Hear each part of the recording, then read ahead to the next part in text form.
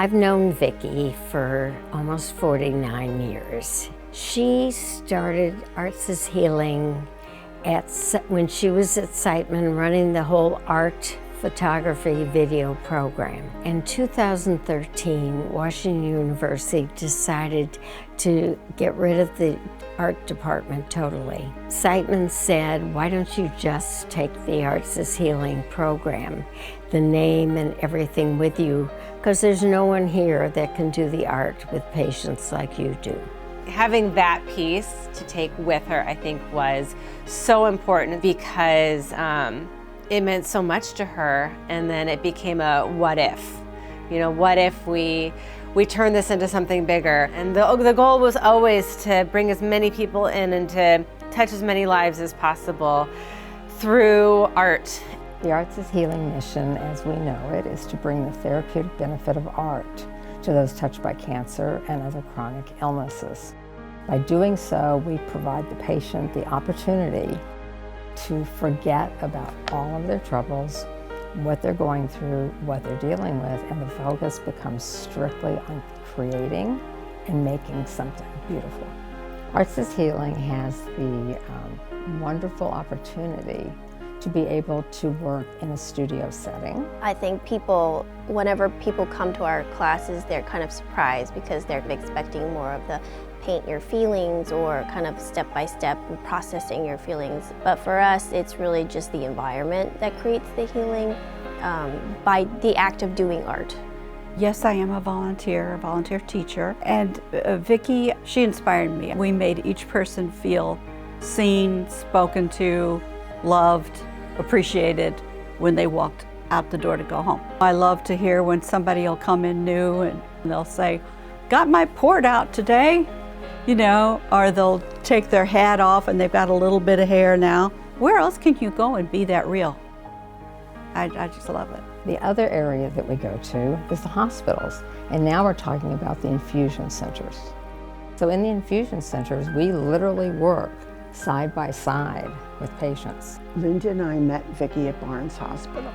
Linda had gone through a mastectomy and received treatment at Barnes, and she had invited me to attend an art class. All of our eyes were focused on Vicki, and this short, diminutive lady with this big, booming voice led us through the discovery of art. Their journey of dealing with stress, dealing with needles, dealing with doctor's appointments, all gets pushed aside. It's easy, it's closed, and all that's left is the art, the process, calmness, and joy. Upon my arrival back in St. Louis, Vicki became a customer, and we had something in common, shoes. And 8 years later, she welcomed me here to Arts and Healing.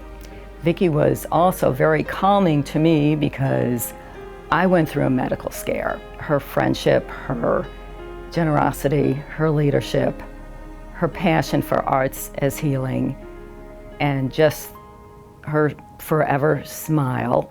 I met Vicki in 1996, and I was just so impressed with her energy, with her vision. I just was amazed at her leadership. With Arts is Healing, I remember one time being here and the class broke up, and then she had one of the students, she sat and she just was helping the gal through her grief, through her sadness, and listening. And I found that to be just amazing, and how she dealt with people, and then how she led the whole organization. Vicki, she was my landing space. We built a bond, we built a friendship, we built a support, and she became the biggest cheerleader. When it came to me accomplishing things, she was the biggest and the best and the brightest cheerleader. And it's because of Vicki. You know, she used to make me laugh about sarcoma. She used to make me laugh about things that were scary. and we'd smile, and I never felt alone. So coming here was when I let my soul free.